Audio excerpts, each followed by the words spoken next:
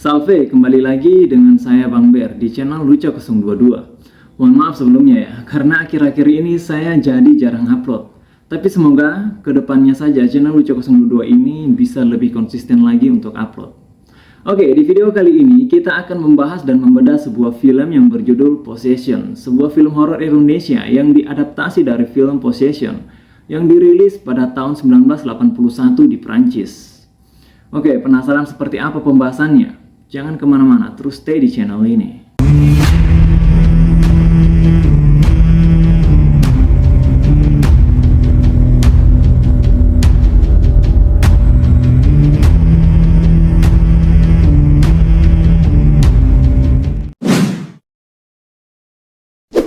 Menilai hanya dari judulnya saja, awalnya saya berpikir kalau Possession ini adalah film horor dengan tema kerasukan-kerasukan pada umumnya.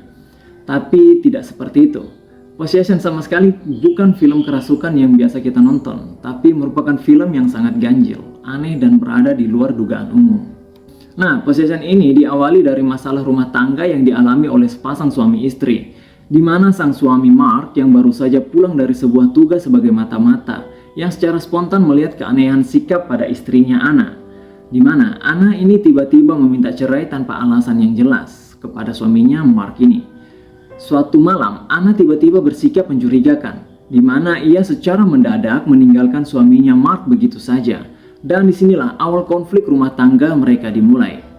Setiap harinya, tanpa jeda, pasutri tersebut selalu bertengkar hampir di setiap waktu. Sampai-sampai itu membuat Mark menjadi sangat tertekan dan akhirnya memilih untuk tinggal sendirian di sebuah apartemen yang terpisah dengan si istri. Sampai di suatu hari, ia sangat ingin mengunjungi putranya Bob, yang adalah anak sematawayangnya. Namun saat sampai, Mark malah mendapati Bob ditinggal seorang diri begitu saja oleh Anna. Melihat itu, Mark tiba-tiba menjadi sangat jengkel dan berniat mengambil alih pengasuhan Bob. Disinilah ia mulai mencurigai istrinya telah berselingkuh dengan lelaki lain. Singkat cerita, karena rasa penasaran Mark, ia akhirnya menyewa jasa seorang detektif untuk mengikuti istrinya demi membuktikan apakah istrinya ini, si Anna, telah berselingkuh atau tidak. Namun yang terjadi justru si detektif tersebut harus meregang nyawanya. Dan di sini terungkap kalau selama ini Anna ternyata telah bersekutu dengan makhluk aneh yang mirip alien. Beberapa waktu kemudian, bos dari agensi detektif mulai khawatir saat mengetahui salah satu agennya tidak pernah pulang. Ia pun bertanya kepada Mark dan memberitahu Mark kalau agennya belum pulang sama sekali setelah ia mengutus agennya untuk menyelidiki Anna. Karena tak mendapatkan jawaban dari Mark, akhirnya bos detektif pun nekat mendatangi apartemen tersebut demi mencari keberadaan salah satu agennya. Namun yang terjadi justru bos agen detektif tersebut malah menjadi korban selanjutnya dari peliharaan Anna. Dan di sini juga terungkap setiap kali Anna membunuh seseorang di dalam ruangan tempat makhluk itu berada, bentuk dari makhluk ganjil tersebut semakin mendekati manusia. Nah, Indonesia juga sudah merilis film tersebut tanggal 8 Mei kemarin, yaitu film Possession ini.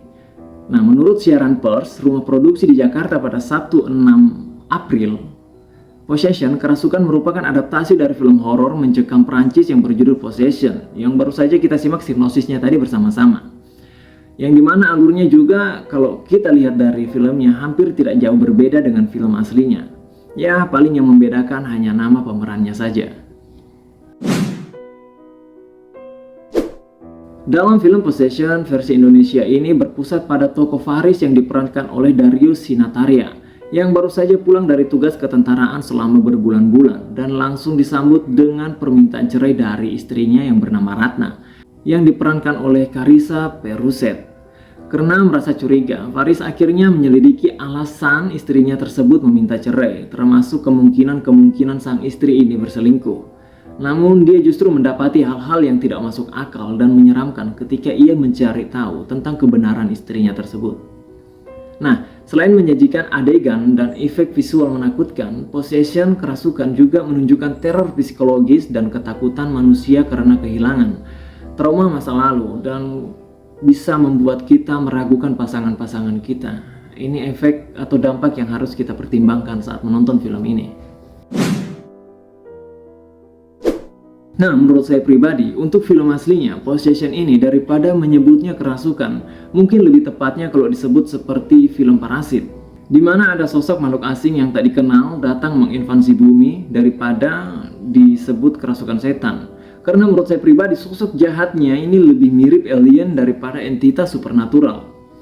Nah, kecuali untuk yang versi Indonesianya mungkin saja ya. Kalau dilihat dari filmnya, memang lebih ke arah serangan sosok-sosok setan, serangan entitas-entitas gaib. Karena melihat dari trailernya saja sudah kelihatan kalau di film Possession versi Indonesia ini banyak sekali adegan yang mengerikan, seperti adegan-adegan Kayang di tengah jalan dan adegan Ratna yang melakukan hubungan badan dengan makhluk gaib di samping suaminya.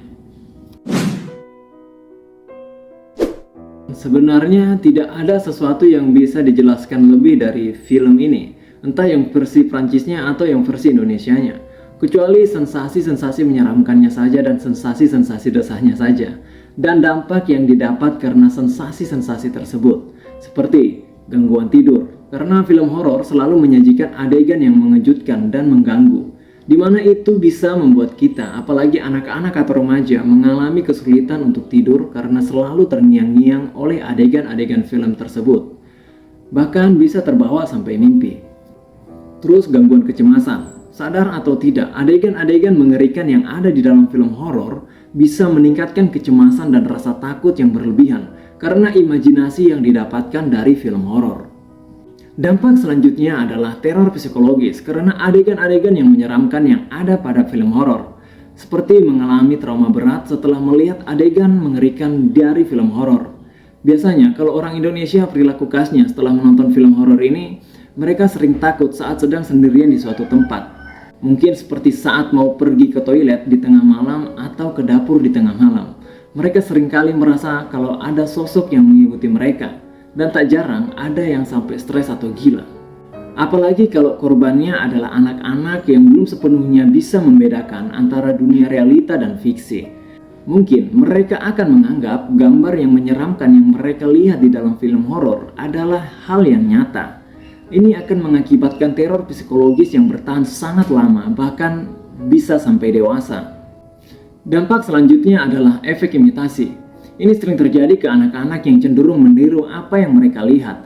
Nah, film horor yang seringkali memuat perilaku kekerasan atau perilaku-perilaku yang tidak bermoral lainnya. Seperti dalam film Possession ini terlalu banyak adegan-adegan seksual, adegan-adegan dewasa yang dipertontonkan.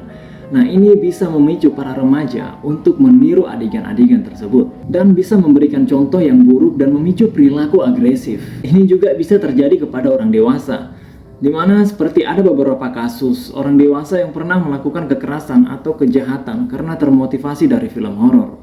Silahkan saja kalian cek di Google, banyak sekali perilaku-perilaku kejahatan, tindakan-tindakan kejahatan karena termotivasi dari apa yang mereka tonton. Mungkin seperti pembunuhan, penganiayaan, pembulian, atau bahkan pemerkosaan. Itu sudah banyak terjadi karena termotivasi dari apa yang mereka tonton. Silahkan kalian cek saja di Google untuk informasi lebih lanjutnya.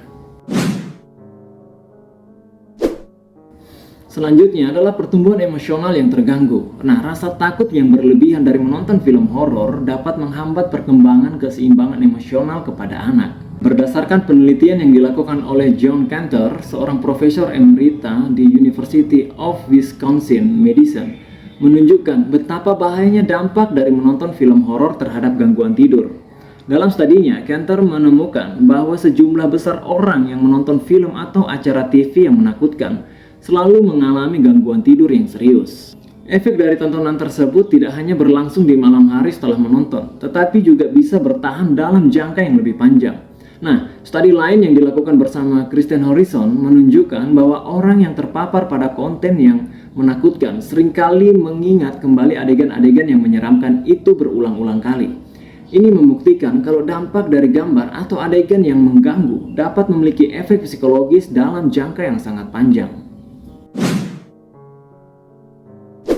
Nah, itu tadi dari pandangan psikologis. Sekarang kita lihat dari pandangan agama.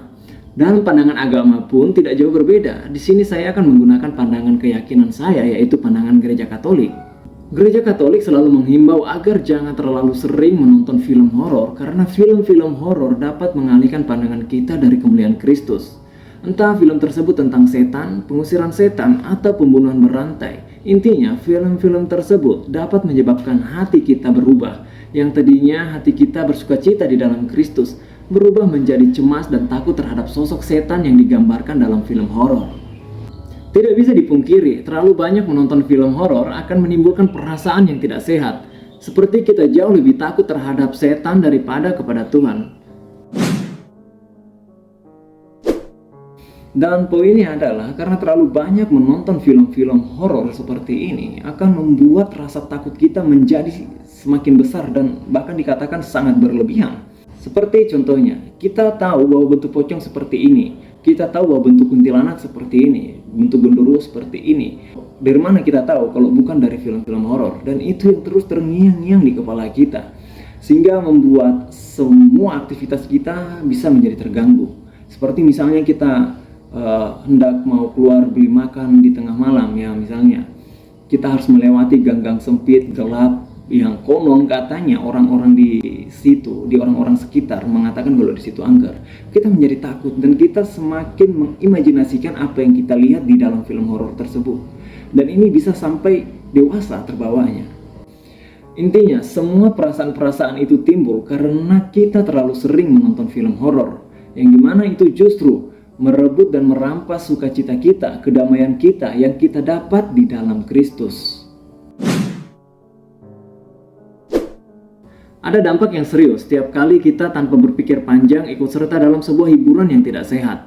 Saya sangat yakin sekali kalau film horor yang ekstrim akan menghadirkan dampak yang negatif bagi pemirsanya, karena film tersebut membuat kita takut terhadap setan, padahal kita seharusnya merasa aman di dalam Kristus. Seperti yang dikatakan Father Gabriel Amor, ada dua kesalahan yang sama besar dan berlawanan arah yang dapat membuat kita manusia terjerumus ke dalam setan. Salah satunya adalah tidak mempercayai keberadaan mereka, yang satunya adalah percaya dan merasakan ketertarikan yang berlebihan dan tidak sehat terhadap mereka. Dan setan sama-sama senang dengan kedua kesalahan tersebut. Nah, melalui video ini saya ingin memberikan sedikit pengetahuan ya, supaya kita menghindari kesalahan yang dimana itu membuat ketakutan atau obsesi yang tidak sehat terhadap kekuatan iblis. Dan itu sangat nyata sekali terjadi. Kita harus memahami kalau kekuatan-kekuatan setan dan kekuatan iblis telah ditaklukkan oleh salib Tuhan Yesus Kristus. Kita seharusnya damai dan tenang di dalam Kristus. Nah, terhadap kekuatan setan, kita seharusnya mewaspadai bukan menakutinya. Dan hal lain, karena terlalu banyak menonton film horor dapat membuat kita berpikir kalau pengaruh setan itu selalu tentang yang mengerikan dan yang menyeramkan, sampai membuat kita lupa kalau tindakan setan melalui godaan juga tidak kalah berbahayanya. Nah, kadang di tongkrongan pembahasan tentang setan yang mengerikan itu selalu menjadi topik yang sangat menarik untuk dibahas. Bahkan tak jarang kita selalu bercerita soal pengalaman kita tentang setan, entah itu kita melihat penampakan yang mengerikan yang membuat bulu kuduk kita merinding, atau tentang kerasukan. Itu sebenarnya tidak salah, karena setan juga terkadang bermanifestasi atau mewujudkan diri sesuai dengan apa yang kita takuti. Sekali lagi, tidak salah juga, itu benar, tapi itu menjadi salah jika kita menceritakannya terlalu berlebihan sehingga menimbulkan ketakutan atau kekhawatiran bagi diri kita dan bagi diri orang yang mendengarkan. Jadi jatuhnya kita malah mempromosikan si setan. Nah, celakanya lagi, kadang saat kita berbicara tentang setan, kita terlalu fokus terhadap sosoknya yang mengerikan, sampai-sampai kita melupakan kalau setan juga bekerja melalui godaan, seperti yang saya katakan tadi. Dan kadang dengan sadar, kita sengaja membuat diri kita larut ke dalam godaan tersebut.